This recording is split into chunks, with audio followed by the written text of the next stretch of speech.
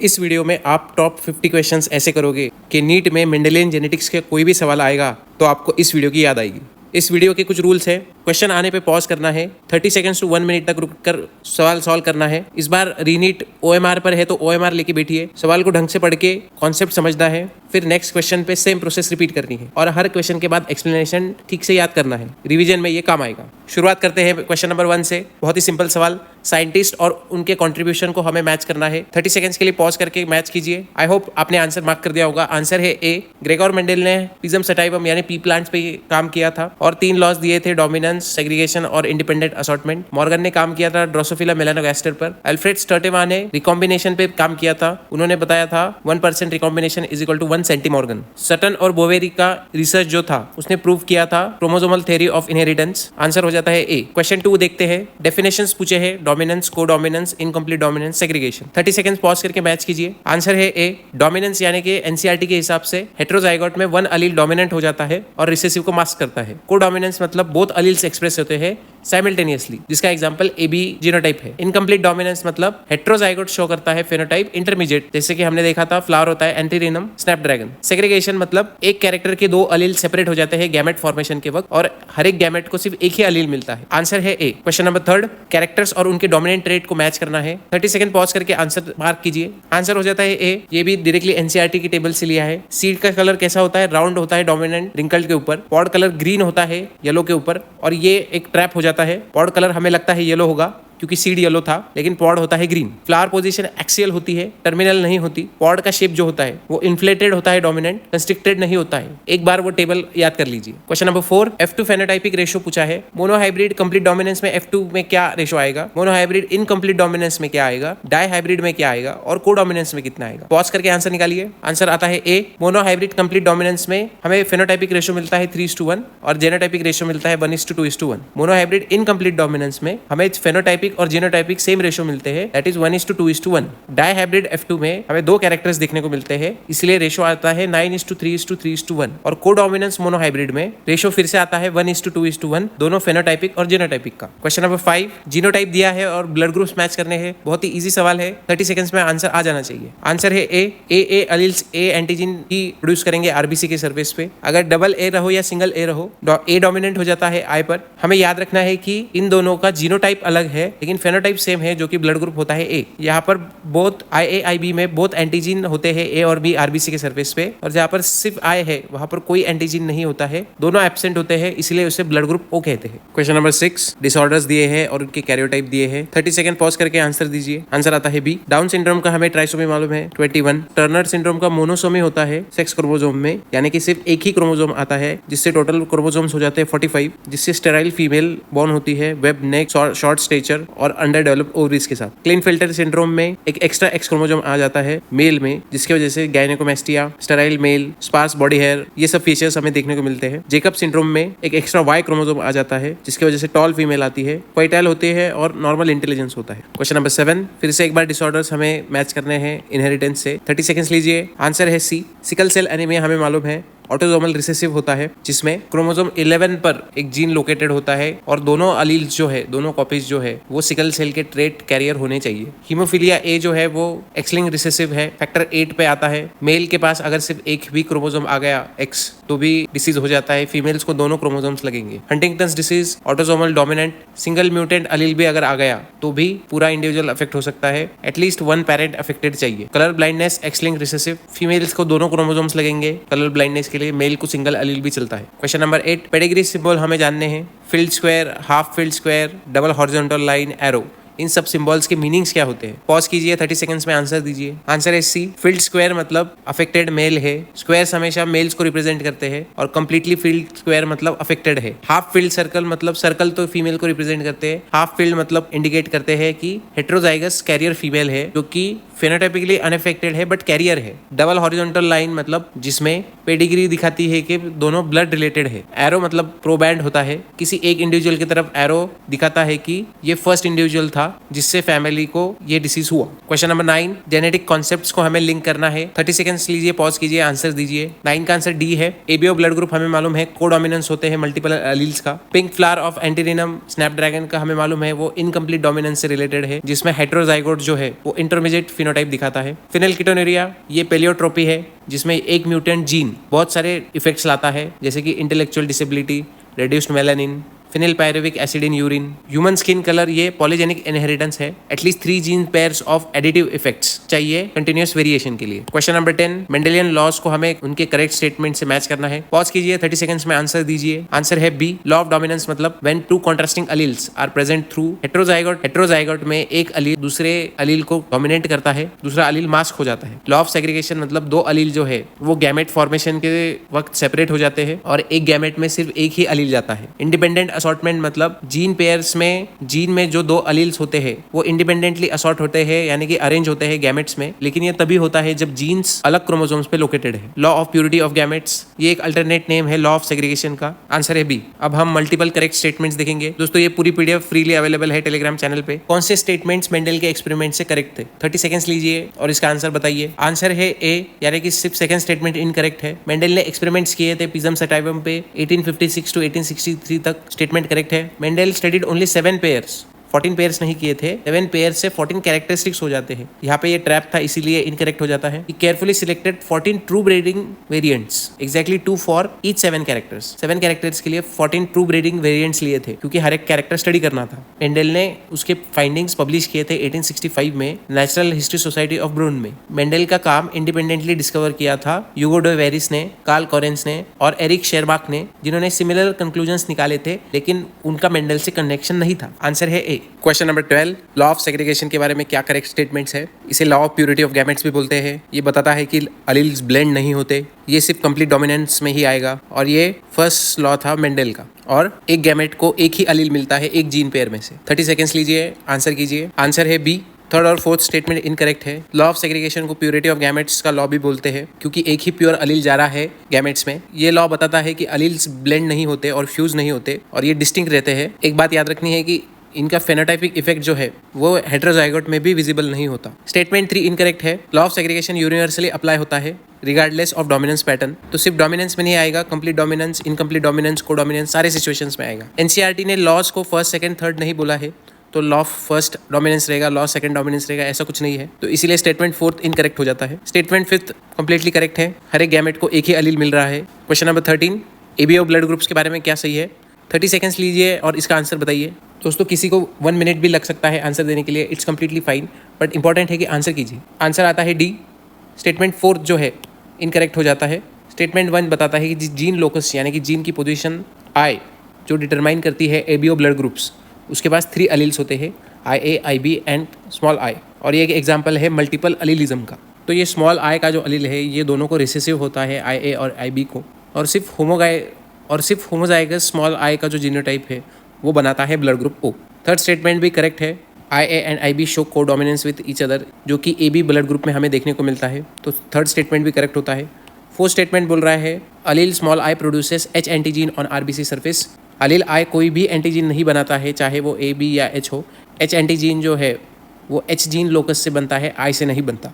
Statement 5 कह रहा है कि person with genotype IA IB has a blood group AB, जैसा कि हमने थर्ड स्टेटमेंट को करेक्ट माना था। फिफ्थ स्टेटमेंट भी करेक्ट हो जाता है, तो आंसर आता है हमारा D. 14th question, which of the statements are correct about sickle cell anaemia? ये ऑटोसोमल रिसेसिव म्यूटेशन से होता है। Glutamic acid is replaced by valine at position 6 of beta globulin chain. Third statement disease allele है HBS।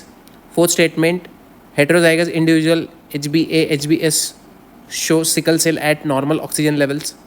और statement 5 कुछ sickle cell career जो है वो रेजिस्टेंस है मलेरिया को। पॉज करके आंसर बताइए। 40th का आंसर है A. Statement 1 sickle cell anaemia autosomal recessive है बिल्कुल, और वो लोकेटेड है क्रोमोसोम नंबर 11 पे, और बोथ अलील्स HBS चाहिए फुल डिसीज एक्सप्रेशन के लिए। तो स्टेटमेंट 1 करेक्ट हो जाता है। स्टेटमेंट 2 भी करेक्ट है। The point mutation caused by glutamic acid, ये GAG कोडॉन जो रहता है ये रिप्लेस हो जाता है GTG कोडॉन से। GAG हाइड्रोफिलिक था, यानी कि जिसे पानी पसंद था। GTG हाइड्रोफोबिक हो जाता है, इसे पानी पसंद नहीं है, at the 6th position of beta globin polypeptide chain, जो कि करेक्ट स्टेटमेंट है। Statement number 3 the disease Aleel is HBS, ये भी स्टेटमेंट करेक्ट हो जाता है, HBS अलील ही है। स्टेटमेंट 4 इनकरेक्ट हो जाता है। हेटेरोजाइगस इंडिविजुअल्स जो है ये नॉर्मल ऑक्सीजन कॉन्सेंट्रेशन नहीं दिखाते हैं। अगर ये हेटेरोजाइगस है, जैसे कि हमने ऊपर देखा था कि HBS दोनों अलील्स में चाहिए, ये हेटेरोजाइगस अलील है, तो इसीलिए एक्सट्रीम या प्रोलॉन्ग लॉन्ग ऑक्सीजन ही ऑक्सीजन कॉन्सेंट्रेशन को ख़राब कर सकता है। ये सिकल सेल का ट्रेट है, ये डिसीज़ नहीं है। Statement 5, sickle cell shows some resistance to malaria, ये भी करेक्ट स्टेटमेंट है क्योंकि ये अपनी लाइफ साइकिल कंप्लीट नहीं कर पाता है सिकल या फिर डिस्टॉर्टेड आरबीसीज में, इसीलिए रेजिस्टेंट हो जाता है मलेरिया को। तो आंसर आता है ए। तो आंसर है A. Question number 15, down syndrome के बारे में करेक्ट स्टेटमेंट पूछे है। ट्राइजोमी होती है क्रोमोसोम 21 पे, टोटल क्रोमोसोम 47 हो जाते हैं, रिस्क बढ़ जाता है मैटरनल एज के साथ, सारे इंडिविजुअल स्टराइल होते हैं जिनको डाउन सिंड्रोम है, और अफेक्टेड इंडिविजुअल दिखाते हैं simian crease on palm. 30 seconds में आंसर आ जाना चाहिए। 15 का आंसर है डी। स्टेटमेंट 4 सिर्फ इनकरेक्ट है। Not all Down syndrome individuals are sterile. Female जो होती है डाउन सिंड्रोम की वो फर्टाइल होती है और रिप्रोड्यूस कर सकती है। बाकी सारे स्टेटमेंट्स करेक्ट है। क्वेश्चन नंबर 16, टर्नर सिंड्रोम के बारे में स्टेटमेंट्स करेक्ट पूछे हैं। कैरोटाइप है 15XO या X0। Affected individuals phenotypically females होते हैं, वेब नेक्ड और शॉर्ट स्टेचर होता है, फर्टाइल होते हैं और रिप्रोड्यूस कर सकते हैं normally. Number of body is 0। 30 seconds में आंसर आ जाना चाहिए। स्टेटमेंट 4 सिर्फ यहाँ पे इनकरेक्ट होता है, इसलिए आंसर होता है ए। टर्नर सिंड्रोम के जो फीमेल्स है वो इनफर्टाइल होते हैं, उनके ओवरीज डेवलप नहीं होते हैं और उनका मेंस्ट्रुएशन भी प्रॉपरली नहीं होता है, तो वो नेचुरली रिप्रोड्यूस नहीं कर सकते। बाकी के पूरे स्टेटमेंट्स करेक्ट है। क्वेश्चन नंबर 17, क्लीनफिल्टर सिंड्रोम के बारे में करेक्ट स्टेटमेंट पूछे हैं। Karyotype 47XXY, total chromosome numbers 47, affected individuals gynaecomastia दिखाते हैं, फर्टाइल होते हैं और नंबर ऑफ बॉडीज 1 हो जाता है। पॉज करके आंसर बताइए। Answer is D. Statement 4 incorrect है। क्लीनफिल्टर सिंड्रोम के मेल्स स्टराइल होते हैं, उनके सेमिनिफेरस ट्यूब्यूल्स नॉन फंक्शनल होते हैं, little to no sperm production होता है, नंबर ऑफ बॉडीज 1। बाकी सारे स्टेटमेंट्स करेक्ट है। क्वेश्चन नंबर 18, करेक्ट स्टेटमेंट बताना है हीमोफीलिया के बारे में। Haemophilia A is caused by deficiency of factor 8, haemophilia B is caused by deficiency of factor 9। दोनों के दोनों एक्स-लिंक्ड रिसेसिव है। होमोफिलिक फादर अपने बेटों के पास ये जीन पास करता है, हर एक बेटों के पास, और क्वीन विक्टोरिया भी इसकी कैरियर थी। पॉज करके आंसर बताइए। Answer is B. सिर्फ स्टेटमेंट 4 इनकरेक्ट है। Haemophilia A is classic haemophilia और वो होता है डेफिशिएंसी या dysfunction of clotting of factor 8। तो छोटे इंजरीज में भी प्रोलॉन्ग ब्लीडिंग होती है। हीमोफीलिया बी क्रिसमस डिसीज है, ये एक डिफरेंट क्लॉटिंग फैक्टर है बट सेम सिम्टम्स रहते हैं हीमोफीलिया ए जैसे। दोनों हीमोफीलिया ए और बी एक्स-लिंक्ड रिसेसिव डिसऑर्डर्स है। यहाँ पे हीमोफिलिक फादर नहीं बल्कि मदर ट्रांसफ़र करती है क्योंकि ये एक्स-लिंक्ड क्रोमोसोम है और एक्स-लिंक्ड मदर से ही जाता है। फादर पास करते हैं डॉटर्स को। स्टेटमेंट 5 भी करेक्ट है। क्वीन विक्टोरिया ऑफ इंग्लैंड के पास भी ये कैरियर जीन था और उनसे ही ये पूरे रॉयल फैमिलीज में पास हुआ। इनकम्प्लीट डोमिनेंस के बारे में करेक्ट स्टेटमेंट बताना है। Neither Aleel is completely dominant over other, कोई अलील कम्प्लीटली डोमिनेंट नहीं रहता है। हेट्रोजाइगोट इंटरमीडिएट फेनोटाइप बताता है। लॉ ऑफ सेग्रीगेशन अप्लाई नहीं होता।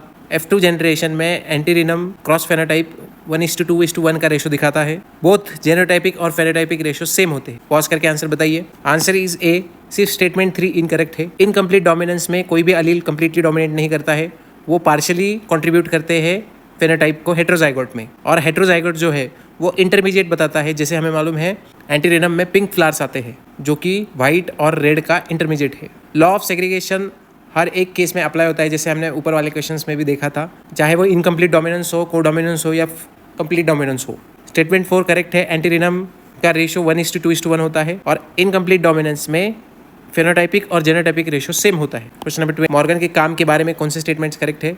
मॉर्गन ने ड्रोसोफिला मेलानोगास्टर पे काम किया था। मॉर्गन ने chromosomal theory of inheritance propose की थी। मॉर्गन ने फिनोमेना ऑफ लिंकेज डिस्कवर किया था। मॉर्गन ने एक्सपेरिमेंटली प्रूव किया था क्रोमोसोमल थ्योरी ऑफ इनहेरिटेंस। और क्या मॉर्गन ने ये बताया था कि ड्रोसोफिला के पास 4 पेयर्स ऑफ क्रोमोसोम्स है। पॉज करके आंसर बताइए। Answer is D. Second statement incorrect है। मॉर्गन ने chromosomal theory of inheritance propose नहीं की थी, बल्कि एक्सपेरिमेंटल वर्क से प्रूव किया था कि क्रोमोसोमल थ्योरी ऑफ इनहेरिटेंस जो है, जो कि सटन और बोवेरी ने प्रपोज की थी, वो एक्चुअल में सही है। तो स्टेटमेंट 1 भी करेक्ट हो जाता है। ड्रोसोफिला मेलानोगास्टर यानी हमारे फ्रूट फ्लाई पर एक्सपेरिमेंट्स किए थे। मॉर्गन ने लिंकेज भी डिस्कवर किया था कि एक ही क्रोमोसोम पर अगर जीन्स है तो वो साथ में ही इनहेरिट होते हैं, इंडिपेंडेंटली असॉर्ट नहीं होते, जो कि वायलेशन था मेंडल्स लॉ का। मॉर्गन ने ये भी बताया कि ड्रोसोफिला मेलानोगास्टर में 4 ही पेयर्स होते हैं क्रोमोसोम्स के, जिसमें से 3 ऑटोसोम्स और एक सेक्स क्रोमोसोम होता है, जिससे जेनेटिक एनालिसिस सिंपल हो गया। अब हम आते हैं असर्शन रीजन टाइप्स क्वेश्चन पे। असर्शन बोला है एक मोनोहाइब्रिड क्रॉस जिसमें कंप्लीट डोमिनेंस है, फेनोटाइपिक रेशो होता है F2 का 3:1, बट जीनोटाइपिक होता है 1:2:1। और रीज़न बताया है हेट्रोजाइगस और होमोजाइगस डोमिनेंट इंडिविजुअल्स जो है वो दोनों डोमिनेंट फिनोटाइप दिखाते हैं क्योंकि डोमिनेंट मास्क करते हैं रिसेसिव को। पॉज करके आंसर बताइए। आंसर है ए, दोनों असर्शन और रीजन सही है, और रीजन एक्सप्लेन करता है असर्शन को, यानी कि डोमिनेंट अलील जो है, चाहे वो होमोजाइगस में हो या हेट्रोजाइगस में, ये कंप्लीटली मास्क करते हैं रिसेसिव अलील को, जो बनाते हैं फेनोटाइपिकली आइडेंटिकल।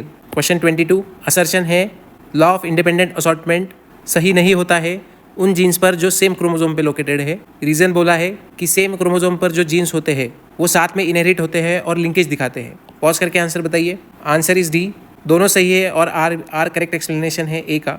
जैसा हमने मॉर्गन के काम में देखा था, सेम क्रोमोसोम्स पर जो जीन्स होते हैं वो फिजिकली लिंक्ड होते हैं और वो साथ में ट्रैवल करना पसंद करते हैं मियोसिस में, जिससे इंडिपेंडेंट असॉर्टमेंट वायलेट होता है। क्वेश्चन नंबर 23 इनकम्प्लीट डोमिनेंस में भी लॉ ऑफ सेग्रीगेशन अप्लाई होता है। रीजन बोला है डोमिनेंस का पैटर्न कुछ भी हो, लेकिन अलील्स तो सेपरेट होते ही है गैमेट फॉर्मेशन के वक्त। पॉज करके आंसर बताइए। Answer is C, both R A and R true, और आर ही करेक्ट एक्सप्लेनेशन है असर्शन का। हमने ऊपर भी देखा था सेग्रीगेशन का लॉ सब डोमिनेंस में अप्लाई होता है, चाहे वो इनकम्प्लीट डोमिनेंस हो या कंप्लीट डोमिनेंस। ये प्रूव होता है F2 जनरेशन इनकम्प्लीट डोमिनेंस में, जिसमें 1:2:1 का रेशो आता है, और ये तभी हो सकता था जब अलील सेपरेट हुए। 24 एक कैरियर फीमेल जो एक्स-लिंक्ड रिसेसिव डिसऑर्डर कैरी कर रही है वो फिनोटाइपिकली नॉर्मल रहती है। रीज़न बोला है अगर फीमेल्स में एक भी नॉर्मल क्रोमोसोम आ जाता है तो भी वो सफिशिएंट होता है प्रोटीन प्रोडक्शन के लिए, जो डिसीज प्रिवेंट करता है। पॉज करके आंसर बताइए। आंसर इज डी, असर्शन सही है, क्योंकि फीमेल में अगर एक भी एक्स-लिंक्ड रिसेसिव डिसऑर्डर आता है तो दूसरा एक्स उसमें डोमिनेंट हो जाता है और वो डिसीज एक्सप्रेस नहीं होता है। और उसका रीज़न ये है कि एक्स क्रोमोसोम इतना सफिशिएंट प्रोटीन प्रोड्यूस करता है जो कि कॉम्पनसेट करता है डिफेक्टिव अलील के फंक्शन को। असर्शन है एक हीमोफिलिक फादर हीमोफिलिया पास नहीं करता है अपने सन्स को, सन अपने फादर से वाई क्रोमोसोम इनहेरिट करते हैं, एक्स क्रोमोसोम मदर से आता है। पॉज करके आंसर बताइए। Answer is C, both assertion reason सही है और रीजन ही सही है असर्शन के लिए। हीमोफिलिक फादर हीमोफिलिया सिर्फ अपने डॉटर्स को दे सकते हैं, सन्स को नहीं, क्योंकि सन में वाई क्रोमोसोम आता है फादर से। क्वेश्चन नंबर 26 एक बच्चे का जो सेक्स है वो डिटरमाइन होता है फादर से, ना कि मदर से। रीज़न है कि मदर तो हमेशा एक्स क्रोमोसोम देती है, लेकिन फादर एक्स या वाई देते हैं। सिंपल सवाल है, पॉज करके आंसर बताइए। Answer is D, both A and R true and R is the correct explanation. हमें मालूम है मदर से एक्स क्रोमोसोम आते हैं और फादर से एक्स वाई आता है, तो वाई ही डिसाइड करता है कि बच्चा मेल होगा या फीमेल होगा। क्वेश्चन नंबर 26 फिर से कॉन्सेप्ट रिपीट हुआ है। Question number 27 ABO blood groups में IA और IB अलील्स को डोमिनेंस शो करते हैं। रीज़न बताया है कि जिन इंडिविजुअल्स में IA IB दोनों हैं उन इंडिविजुअल्स में A एंटीजन और B एंटीजन साइमल्टेनियसली प्रोड्यूस होते हैं। आंसर है D, both A and R are true and reason is the correct explanation of assertion. दोनों ही IA और IB अलील्स को डोमिनेंट होते हैं और रीज़न इसके पीछे है कि दोनों अलील्स एक्टिव होते हैं और वो रिस्पेक्टिव एंटीजीन्स साइमल्टेनियसली बनाते हैं RBCs पर। 28 Punnett square was developed by Reginald Rundle Punnett, who was a British geneticist. Reason Punnett square किसके लिए यूज होता है? Probability of all possible genotypes and phenotypes. Pause करके आंसर बताइए। Both A and R are true, but R is not the correct explanation. दोनों statement factually correct है, लेकिन reason assertion को एक्सप्लेन नहीं कर रहा है। The question of who developed it, assertion किसने डेवलप किया, ये एक्सप्लेन नहीं करता है उसका यूज़। तो ये इंडिपेंडेंट फैक्ट्स है, ये एक्सप्लेनेशंस नहीं है। 29 पीलियोट्रॉपी एंड पॉलीजेनी इन दोनों के इनहेरिटेंस सेम होते हैं। रीज़न पीलियोट्रॉपी और पॉलीजेनिक इनहेरिटेंस में मल्टीपल जीन्स इन्वॉल्व होते हैं जो कि मल्टीपल फेनोटाइप ट्रेट्स बनाते हैं। पॉज करके आंसर बताइए। Answer is D, both A and R are false. Pleiotropy और पॉलीजेनी ये दोनों अलग अलग फिनोमिना है। पीलियोट्रॉपी में एक जीन अफेक्ट करता है मल्टीपल ट्रेट्स को, पॉलीजेनी में मल्टीपल जीन्स कंट्रोल करते हैं एक ही ट्रेट को, और रीज़न भी अलग अलग है। पीलियोट्रॉपी में एक ही जीन की वजह से मल्टीपल इफेक्ट्स होते हैं, मल्टीपल जीन्स इन्वॉल्व नहीं होते, इसीलिए ए और आर दोनों फॉल्स है। Question number 30 down syndrome individuals में 47 क्रोमोसोम्स है और वो मेंटल रिटार्डेशन बताते हैं। रीज़न डाउन सिंड्रोम होता है नॉन डिसजंक्शन की वजह से मियोसिस में, जिसकी वजह से ट्राइसोमी होती है 21 क्रोमोसोम पे, और इसका रिस्क बढ़ता है मैटरनल एज बढ़ने से। पॉज करके आंसर बताइए। Answer is C, both assertion and reason are true and reason is correct explanation of assertion. Down syndrome हमें मालूम है 47 क्रोमोसोम्स हो जाते हैं 46 की जगह। इंडिविजुअल्स जो रहते हैं वो मेंटल रिटार्डेशन बताते हैं, और रीज़न भी सही बताया है क्योंकि मियोसिस के वक्त ट्राइसोमी हो जाती है, एक एक्स्ट्रा क्रोमोसोम आ जाता है क्रोमोसोम नंबर 21 पे, जिसकी वजह से 47 क्रोमोसोम्स हो जाते हैं। Question number 31 colour blindness is more common in males than in females. Assertion बोला है, रीजन बोला है men are hemizygous for X linked genes, और एक अगर सिंगल रिसेसिव अलील भी आया उनके एक्स क्रोमोसोम पे तो भी सफिशिएंट है डिसीज कॉज करने के लिए। पॉज करके आंसर बताइए। आंसर इस सी दोनों के दोनों सही है। रीज़न बताता है असर्शन को। हमें मालूम है मेल्स में ज़्यादा कलर ब्लाइंडनेस दिखता है फीमेल्स से, और रीज़न है मेल्स आर हेमिजाइगस। हेमिजाइगस मतलब उनके पास सिर्फ एक एक्स क्रोमोसोम होता है, तो सिर्फ एक एक्स क्रोमोसोम ही सफिशिएंट है कलर ब्लाइंडनेस के लिए। फीमेल्स के पास 2 कॉपीज होती है, तो रिसेसिव अलील की जगह डोमिनेंट अलील आ जाता है और इफेक्ट नहीं होता। 32 नॉर्मल फीमेल में सिर्फ एक बार बॉडी होती है सोमेटिक सेल्स में। रीज़न बताया है फीमेल मैमल्स में एक एक्स क्रोमोसोम रैंडमली इनएक्टिवेटेड होता है हर एक सोमेटिक सेल में, और एक कंडेंस्ड बार बॉडी जैसा दिखता है लियोन के हाइपोथेसिस के अनुसार। पॉज करके आंसर बताइए। Both are true. Normal female में एग्जैक्टली एक बार बॉडी होती है हर एक सोमेटिक सेल में, और रीज़न करेक्टली एक्सप्लेन कर रहा है लियोन्स हाइपोथेसिस के एक क्रोमोसोम रैंडमली और परमानेंटली इनएक्टिवेटेड होता है एम्ब्रॉइक स्टेज से ही। ये हाईली कंडेंस्ड होता है जो बार बॉडी जैसा दिखता है। फीमेल्स के पास 2 क्रोमोसोम होते हैं, इसलिए एक बार बॉडी बन जाता है। Question 33 Mendel's law of segregation सारे सेक्सुअली रिप्रोड्यूसिंग ऑर्गेनिजम्स को एप्लीकेबल है। रीज़न बताया है मियोसिस के वक्त फिजिकल सेपरेशन होता है अलील्स का, जो कि एक फंडामेंटल प्रोसेस है सारे सेक्सुअल रिप्रोड्यूसिंग ऑर्गेनिजम्स की। पॉज करके आंसर बताइए। आंसर है सी दोनों सही है, और रीज़न एक्सप्लेन करता है असर्शन को। लॉ ऑफ सेग्रीगेशन सारे डिप्लॉयड सेक्सुअली रिप्रोड्यूसिंग ऑर्गेनिजम्स को अप्लाई करता है, और रीज़न भी सही है कि मियोसिस के वक्त अलील्स फिजिकली सेपरेट होते हैं, जो कि फंडामेंटल है सेल डिवीजन में सारे सेक्सुअली रिप्रोड्यूसिंग ऑर्गेनिजम्स में। क्वेश्चन 34 थैलेसीमिया और सिकल सेल एनीमिया दोनों ग्लोबिन मॉलिक्यूल सिंथेसिस के प्रॉब्लम की वजह से होते हैं। रीज़न बताया है सिकल सेल एनीमिया में एबनॉर्मल हीमोग्लोबिन प्रोड्यूस होता है, और थैलेसीमिया में नॉर्मल ग्लोबिन चेन्स नहीं बनते। सोच के आंसर बताइए। आंसर है डी दोनों सही है, और रीज़न असर्शन को एक्सप्लेन कर रहा है। दोनों थैलेसीमिया और सिकल सेल एनीमिया में डिफेक्ट आता है ग्लोबिन मॉलिक्यूल में। Sickle cell anaemia mutant beta globin chain बनाता है, और थैलेसीमिया में क्वांटिटेटिव रिडक्शन होता है अल्फा या फिर बीटा ग्लोबिन सिंथेसिस का, तो दोनों सही हो जाते हैं। पी प्लांट में स्टार्च सिंथेसिस एक मल्टीपल अलील्स का एग्जाम्पल है। रीज़न बताया है जो जीन स्टार्च सिंथेसिस को कंट्रोल करता है उसमें 2 से ज़्यादा अलील्स होते हैं ऐसी पॉपुलेशन में जो सीड स्ट्रक्चर कंट्रोल करता है। पॉज करके आंसर बताइए। दोनों के दोनों गलत हो जाते हैं। स्टार्च सिंथेसिस पी प्लांट्स में मल्टीपल अलील्स की वजह से नहीं, सिंगल जीन विथ 2 अलील्स है, 2 से ज़्यादा अलील्स नहीं है। और रीज़न जो बताया था वो भी गलत है, क्योंकि 2 अलील्स से ज़्यादा नहीं है, मल्टीपल अलील्स हमें देखने को मिलते हैं एबीओ ब्लड ग्रुप्स में। 36 फेनोटाइपिक और जेनोटाइपिक रेशियोज 1:2:1 होते हैं F2 जनरेशन इनकम्प्लीट डोमिनेंस में। रीज़न बताया है डिस्टिंक्ट फेनोटाइप्स बनाता है हर एक जीनोटाइप के साथ, क्योंकि कोई अलील कंप्लीटली डोमिनेंट नहीं होता एक दूसरे पर। थोड़ा सोच के आंसर बताइए। आंसर इज डी दोनों सही है, और रीज़न एक्सप्लेन करता है असर्शन को।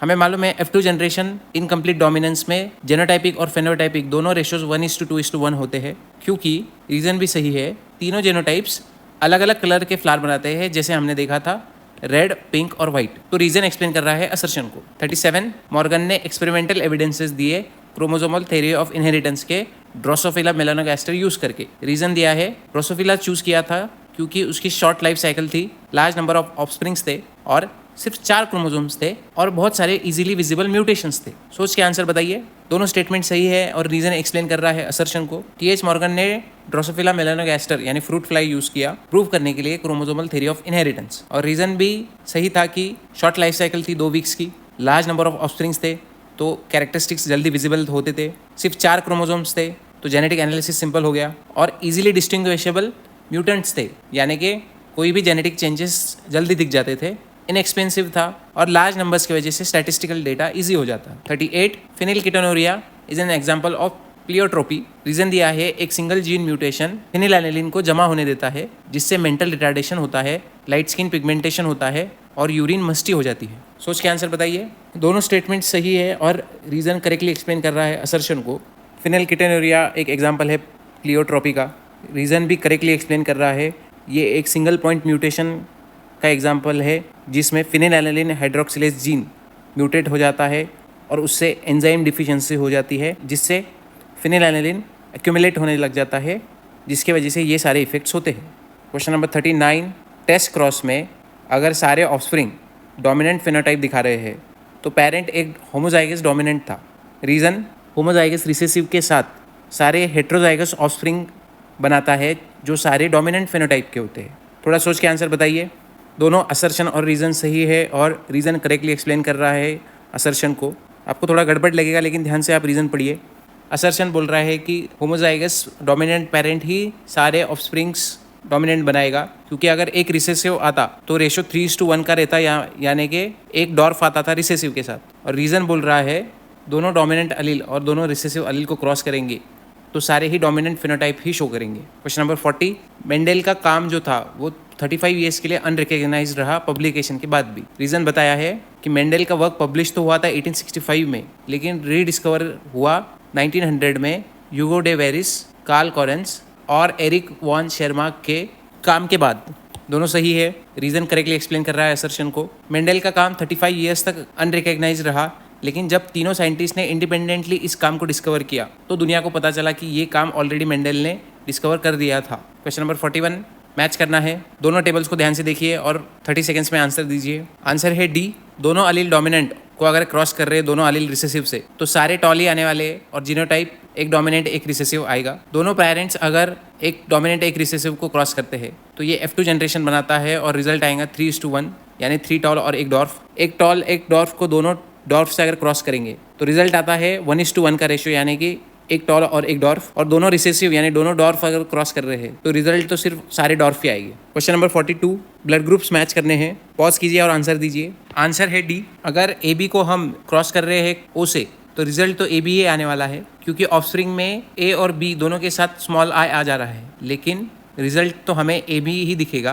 क्योंकि आई मतलब कोई एंटीजन नहीं होता है। लेकिन जब हम इन्हीं दोनों को क्रॉस कर रहे हैं सेकंड एग्जांपल में तो पॉसिबिलिटी चारों ब्लड ग्रुप्स की हो जाती है, क्योंकि चारों का एक्सप्रेशन पॉसिबल है। अगर ए बी को क्रॉस कर रहे हैं तो सिर्फ ए बी और ए बी ये तीनों आ सकते हैं, ओ नहीं आ सकता क्योंकि स्मॉल आई का अलील कोई पेरेंट कैरी नहीं कर रहा है। और अगर दो ए को क्रॉस कर रहे हैं विथ स्मॉल आई तो ए और ओ दोनों पॉसिबल है 3:1 के रेशियो में, जैसा हमने मोनोहाइब्रिड क्रॉस में देखा था। क्वेश्चन नंबर 43, क्रोमोसोमल डिसऑर्डर्स को हमें मैच करना है फीचर्स से।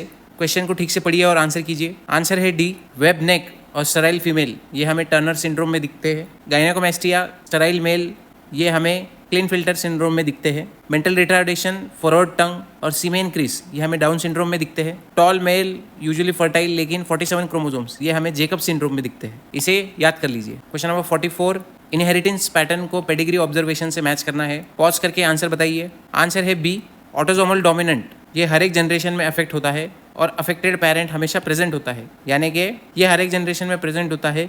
सिर्फ एक कॉपी भी आ गई किसी भी पेरेंट में तो वो ट्रेट हर एक जनरेशन में आता है, ये हम स्किप नहीं कर सकते। ऑटोसोमल रिसेसिव, अगर दोनों पेरेंट्स अनअफेक्टेड है फिर भी 3:1 के रेशियो में एक बच्चे को जो होमोजाइगस रिसेसिव होगा उसे वो डिसीज़ हो सकता है।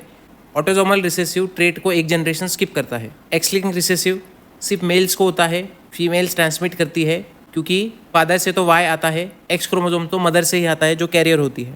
वाई लिंक्ड सारे सन्स को अपने फादर से होता है, डॉटर्स का नहीं होता क्योंकि डॉटर में एक्स क्रोमोसोम होता है, वाई नहीं होता। क्वेश्चन नंबर 45, डिसऑर्डर्स को लिंक करना है हमें मॉलिक्यूलर डिफेक्ट से। पॉज करके आंसर बताइए। 45 का है डी। सिकल सेल एनीमिया हमें मालूम है GAG टर्न हो जाता है GTG में, जिससे बीटा ग्लोबिन इफेक्ट हो जाता है और ग्लूटामिक एसिड से वैलिन बनता है। फिनाइलकीटोनुरिया हमने ऊपर देखा, डिफिशियंसी ऑफ फिनाइलएलानिन हो जाता है जिससे फिनाइलएलानिन अक्यूमुलेट हो जाता है। हीमोफीलिया ए डेफिशिएंसी हो जाती है ब्लड क्लॉटिंग फैक्टर 8 की। थैलेसीमिया जिसमें रिडक्शन हो जाता है या पूरी तरह एब्सेंट हो जाता है synthesis of alpha and beta globin chains, जिससे हीमोग्लोबिन बनता ही नहीं है। 46, सेक्स डिटर्मिनेशन को मैच करना है। पॉज करके आंसर बताइए।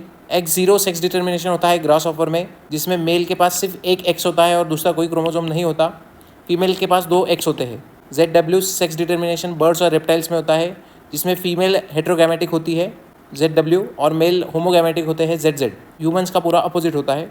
XXXY जैसे हमें मालूम है ह्यूमंस में होता है, फीमेल होमोगैमेटिक होती है XX और मेल हेट्रोगैमेटिक होते हैं XY। बार बॉडी ये लियोन्स हाइपोथेसिस है जिसमें एक X क्रोमोसोम इनएक्टिवेटेड होता है जैसे कि फीमेल मैमल्स में, जो कि कंडेंस होकर बार बॉडी बन जाता है।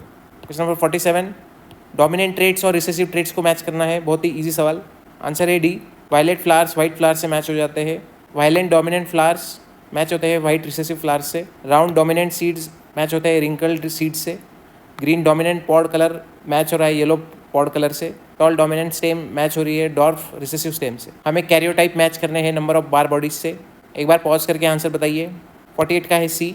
नॉर्मल मेल में 46 क्रोमोसोम होते हैं, 0 बार बॉडीज़, क्योंकि मेल्स के पास सिर्फ एक एक्स क्रोमोसोम होता है, तो 1 x chromosome minus 1 x chromosome 0 बार बॉडीज़। नॉर्मल फीमेल के पास 2 एक्स क्रोमोसोम होते हैं, तो 2 माइनस 1 बार बॉडी। क्लीन फिल्टर सिंड्रोम में XXY होता है, 47 क्रोमोसोम होते हैं, तो क्लीन फिल्टर मेल्स में 1 बार बॉडी होती है, नॉर्मल मेल्स में 0 बार बॉडी होती है, सुपर फीमेल्स में 2 बार बॉडीज़ होती है, 3-1।